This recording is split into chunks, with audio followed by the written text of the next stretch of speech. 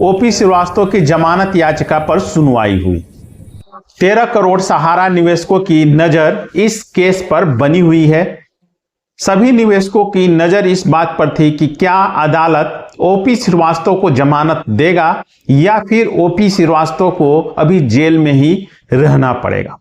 बड़ा अपडेट है, आज उस आदेश की प्रति अपलोड हो गई है, मेरे पास उसकी कॉपी आ गई है।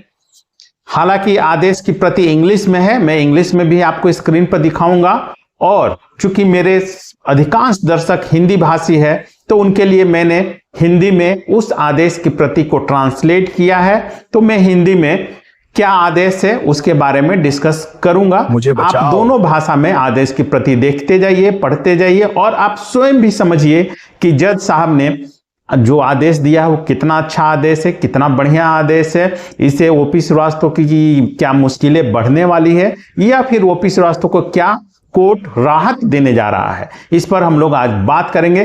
3 पेज का जजमेंट है, 3 पेज का आदेश है, कुल 32 पॉइंट है। हर पॉइंट पर जज साहब ने काफी सोच विचार कर आदेश जारी किया है। चलिए मैं शुरू में ही बता देता हूं कि जैसा कि मैंने पिछले वीडियो में बताया था कि चूंकि सेम मामले में और सेम चार्ज में अनिल इब्राहिम की याचिका खारिज हो चुकी है, तो ऐसी स्थिति में ओपी श्रीवास्तव को जमानत मिलना लगभग असंभव है जब तक कुछ नया पॉइंट न जुड़ जाए। यह कानून है, नियम है, सभी को पता है। यदि आप थोड़े से भी कानून के जानकार हैं तो आपको पता होगा कि यदि सेम केस रहता है और सेम धाराएं लगी हो तो उसमें अगर ये याचिका जमानत की रद्द हो गई हो तो दूसरे एक्यूज पर्सन को जमानत मिलना मुश्किल होता है जब तक कि कुछ अंतर ना हो। इसमें भी वही था, इसलिए मैंने काफी दावे और ठोक बजाकर पिछले 2-3 वीडियो में बोला था कि ओपी श्रीवास्तव को बेल नहीं मिलने जा रही है। बेल नहीं मिली, लेकिन जैसा कि होता आया है, सहारा हमेशा से ही खेल खेलता है और इस बार इसने इस कोर्ट में, इस ईडी की अदालत में भी उसने नया चाल चला है, लेकिन यह चाल नहीं लागू होने वाला, या फिर कहें चाल में सफल नहीं होगा, क्योंकि जैसा लग रहा है कि जज साहब काफी होशियार हैं और सहारा की चालाकियों से वाकिफ हैं।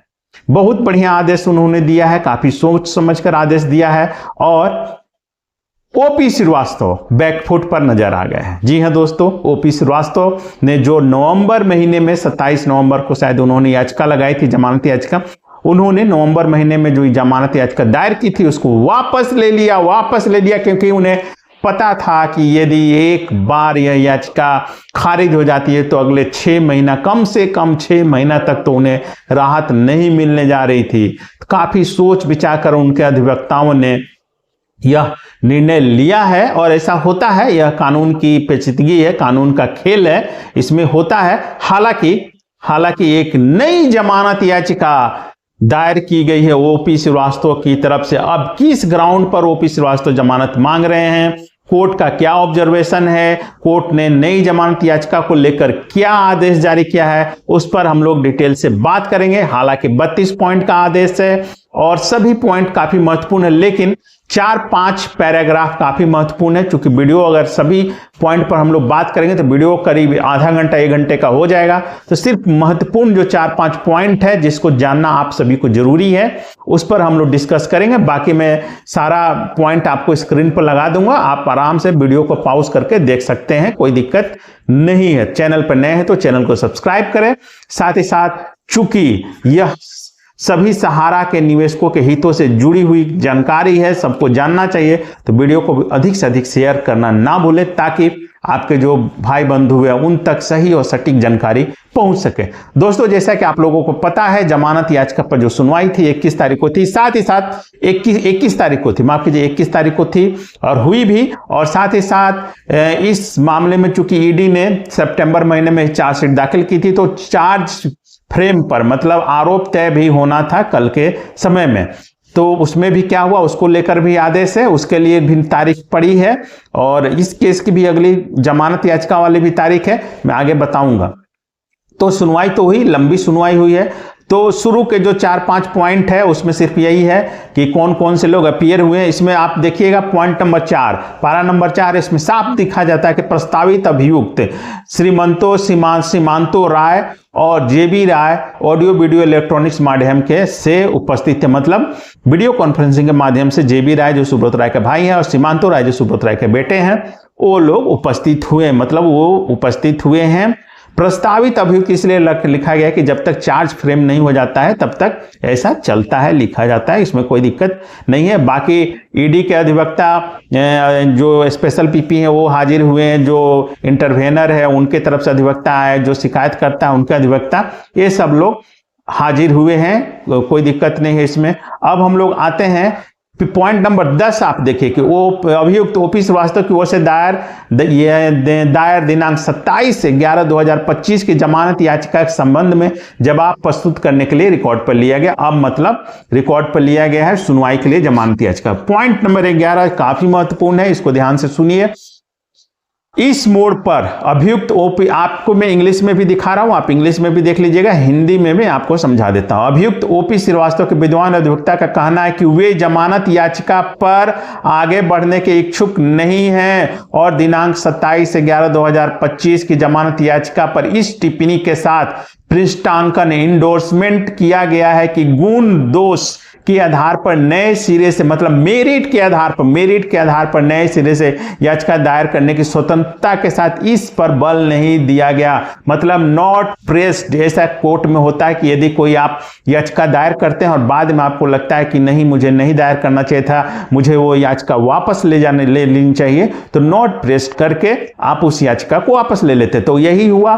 ओपी श्रीवास्तव का अधिवक्ता, चूंकि उन्हें पता था कि अनिल इब्राहिम की जमानत याचिका रद्द हो चुकी है और खारिज हो चुकी है, रद्द नहीं खारिज हो चुकी है, इस स्थिति में ओपी श्रीवास्तव को जमानत नहीं मिलने जा रहा था और उनकी याचिका खारिज हो जाती, तो आने वाले दिनों में काफी परेशानी हो जाती। उसी को लेकर ओपी श्रीवास्तव का अधिवक्ता ने कहा, कोर्ट से याचिका लगाई, याचना की कि जो हमने 27/11 को याचिका लगाई थी बेल की, उसे हम नोट प्रेस्ड करते हैं और मेरिट के आधार पर अब नए सिरे से नई याचिका हम दाखिल कर रहे हैं। उन्होंने नई याचिका भी दाखिल की, आगे मैं बताऊंगा कि किस ग्राउंड पर उन्होंने जमानत मांगा है। तो जो पुरानी याचिका थे उसको ओपी श्रीवास्तव के अधिवक्ता ने वापस ले ली, मतलब बेल नहीं मिला। जैसा कि कुछ लोग बोल रहे थे कि बेल मिलेगा, अब उनसे पूछिए कि किस आधार पर बोल रहे थे, वही लोग जाने। ठीक है। 12 नंबर पॉइंट बोलता है कि एपीपी ने इसका कोई विरोध नहीं किया क्योंकि अपोजिट पार्टी को भी इसमें सहमति देना होता है, तो उसमें कोई विरोध नहीं किया, मतलब उनकी सहमति है। अब 13 नंबर पॉइंट बोलता है कि ओपी श्रीवास्तव के विद्वान अधिवक्ता की प्रस्तुति और उनके द्वारा किए गए पृष्ठांकन पर विचार करते हुए अभियुक्त ओपी श्रीवास्तव की दायर याचिका को निस्तारित, मतलब डिस्पोज ऑफ किया जाता, मतलब अब वो याचिका खत्म हो गया, डिस्पोज ऑफ कर दिया गया। निस्तारित मतलब उसको खत्म कर दिया गया, उसको डिस्पोज ऑफ ही बोलिए, डिस्पोज ऑफ कर दिया गया है, मतलब अब उस पर सुनवाई नहीं होगी। जो नई याचिका दायर की गई है अब आगे उस याचिका पर सुनवाई होगी।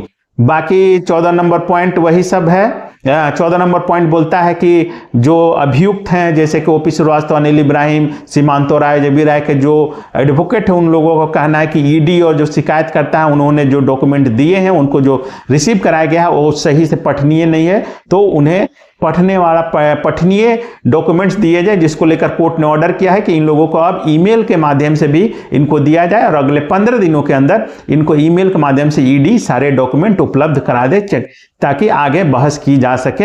ये सिर्फ इसलिए बहाना किया जा रहा है कि जल्द से जल्द इनके ऊपर चार्ज फ्रेम ना हो सके। यदि उन्होंने कहा कि हमने डॉक्यूमेंट रिसीव कर लिया है और सारा कुछ सही है तो कोर्ट तुरंत चार्ज फ्रेम कर देगा, जिसके बाद कोर्ट की कार्रवाई आगे शुरू होगी और आगे ट्रायल शुरू हो जाएगा, जिससे कि उनको बचने का मौका नहीं मिलेगा। तो इसलिए ये सब बचने का, केस को लंबा खींचने का ये सब बहाना है। चलिए कोई बात नहीं, बहुत कितना दिन खींचेंगे। अब इसके बाद हम लोग आते हैं पॉइंट नंबर 18 जो इंपॉर्टेंट है। पॉइंट नंबर 18 के आदेश में कहा गया है कि अभियुक्त ओपी श्रीवास्तव के प्रतिनिधित्व करने वाले विद्वान अधिवक्ता ने याचिकाकर्ता की बिगड़ती स्वास्थ्य स्थिति का हवाला देते हुए चिकित्सा आधार पर इंटरिम बेल की मांग करते हुए एक जमानत याचिका दायर की। जैसा कि मैंने पहले ही आपको बताया कि पुरानी याचिका उन्होंने वापस ली है और नई दायर की है। मैंने बोला था कि किस ग्राउंड पर, तो जी हां दोस्तों, जैसा कि आप लोगों को पता है कि ओपी श्रीवास्तव की तबीयत काफी खराब है, कई बीमारियों से वो ग्रसित हैं और उसी को अब आधार बनाकर जमानत याचिका दायर की गई है। ओपी श्रीवास्तव का अधिवक्ता का कहना है कि ओपी श्रीवास्तव की तबीयत खराब है और इस आधार पर इन्हें इंटरिम बेल, अंतरिम राहत देते हुए अंतरिम बेल दिया जाए। ये तो नई याचिका यह दायर की गई है जिसको कोर्ट ने अलाउ कर लिया है और अब इसकी आगे सुनवाई की जाएगी। अब आगे कहना है पॉइंट नंबर 11, 21, 22 में है कि चिकित्सा को लेकर कि कोई भी अभियुक्त है उसको ये कॉन्स्टिट्यूशन में, हमारे कानून में अधिकार है कि उसे उचित इलाज कराया जाए, जिसकी व्यवस्था करना सरकार की जिम्मेवारी है और उसी को लेकर इसमें सारा कुछ बताया गया है। अब इसमें देखिए जो पॉइंट नंबर 25 है वो आपको मैं बता देता हूं, इसलिए कि चूंकि अब जो जमानत याचिका पर सुनवाई हो रही है वो अब उनकी तबीयत को लेकर, तो अब उन्हें कौन कौन सी बीमारी हुई है जिसको कोर्ट ने मेंशन किया है। 25 नंबर पॉइंट बोलता है कि रिपोर्ट का असाधारण, मतलब जो मेडिकल रिपोर्ट दाखिल हुई थी जिसकी सुनवाई 17 तारीख को हुई थी, उस रिपोर्ट के आधार पर जज साहब ने पाया है कि इस अभियुक्त की बीमारियों के इलाज के लिए अब तक कई चिकित्सा जांच की गई है। वह मूत्र संबंधी समस्या, टाइप 2 डायबिटीज और हाई बीपी, उच्च रक्तचाप, डिफ्यूज सेरेब्रल एट्रोफी इत्यादि बीमारियों से पीड़ित हैं। काफी सीरियस बीमारियां हैं और जिसको कि कोर्ट ने भी माना है, रिपोर्ट के आधार पर कोर्ट ने माना है। उसके बाद कोर्ट ने जो जेलर हैं, जो जेल प्रेसिडेंसी जेल के जो अधीक्षक हैं, सुप्रिंटेंडेंट हैं, उनको 5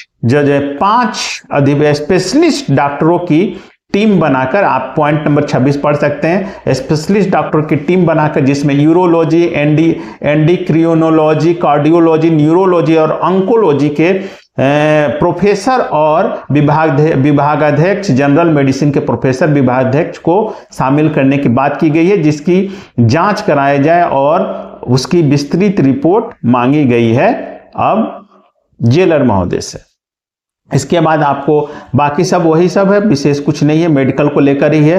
अब चूंकि कैसे कैसे इलाज होना है, प्राप्त इलाज किया जाए, उसका व्यवस्था होना चाहिए, वही सब को लेकर पॉइंट नंबर 25 आते हैं, जो वही है बीमारी को लेकर ही दिया गया जिसका अभी हमने बात किया है। अब पॉइंट नंबर 31 है जो काफी इंपॉर्टेंट है।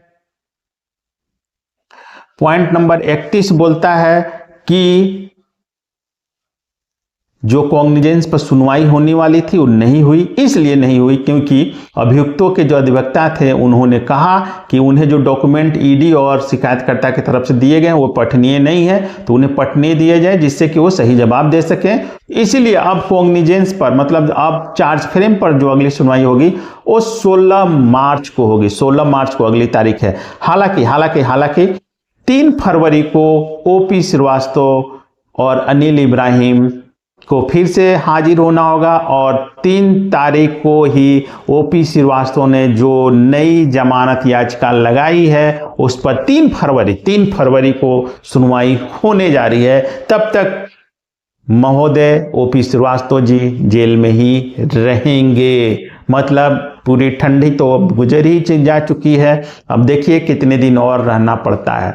तो अब जो उनकी जमानत याचिका पर अगली सुनवाई 3 फरवरी को होने जा रही है और जो चार्ज फ्रेम होना है अब उसके लिए जो अगली तारीख दी गई है वो 16 मार्च की तारीख निर्धारित की गई है। तो यही था नटसेल 32 पॉइंट का है आदेश, लेकिन मुख्य यही था कि जमानत याचिका ओपी श्रीवास्तव ने जो 27 नवंबर को दाखिल की थी उसे वापस ली। नई जमानत याचिका दाखिल की है बीमारी का हवाला देते हुए, बीमारी का बहाना देते हुए कि उसके आधार पर इंटरिम बेल दिया जाए, जिसकी सुनवाई 3 फरवरी को होने जा रही है। धन्यवाद दोस्तों।